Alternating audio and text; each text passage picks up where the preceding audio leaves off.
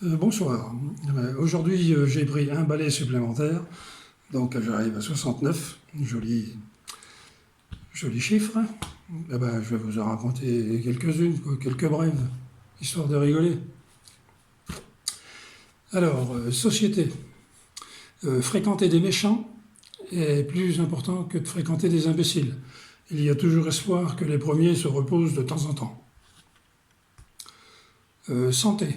Messieurs, vous qui êtes sujets aux pannes moteur, si vous n'avez pas les moyens de vous fournir en Viagra, eh bien, achetez du Viagrou.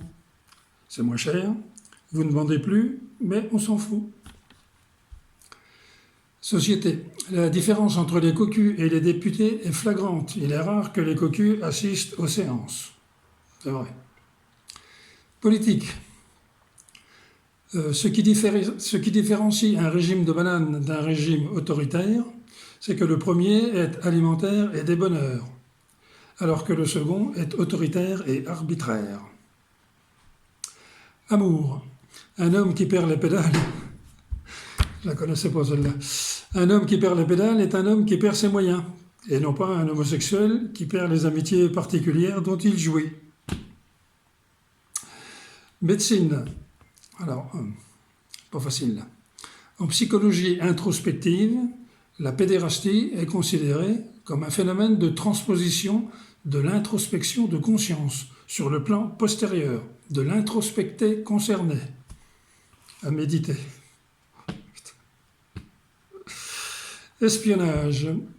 Un agent double ne doit jamais se donner rendez-vous avec son double personnage au même endroit, sous peine de se retrouver tout seul et avec lui-même dans un lieu différent. Alors, à ne pas confondre, un concerné n'est pas forcément un imbécile en état de siège.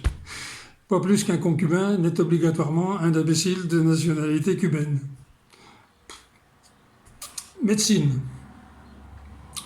Sur le plan médical des maladies de l'intestin, la constipation est la stricte et rigoureuse contestation de la constitution intestinale, alors que la diarrhée est la débâcle totale et la faillite absolue de la constitution intestinale en question. Putain, vous qui vont chercher ça, c'est pas possible. Alors, première rencontre entre un couple autour d'un café dans un bar. Alors, elle, j'aimerais voir la maison où tu habites. Alors lui, il dit, on va d'abord la maison d'abord. Alors un soir, un mari rentre dans la chambre de sa femme avec une chèvre dans les bras. Et puis il dit comme ça, tu vois la grosse vache que se baise quand tu as des migraines. Mon pauvre mari, tu es saoul, c'est une chèvre que tu as dans les bras. Il dit, ma pauvre épouse, tu es bien sotte, c'est à ma chèvre que je parle. Économie. Alors, mettre de l'argent de côté pour l'avoir devant soi est, pour paradoxal qu'elle soit, une façon comme une autre d'assurer ses arrières pour ne pas l'avoir dans le dos.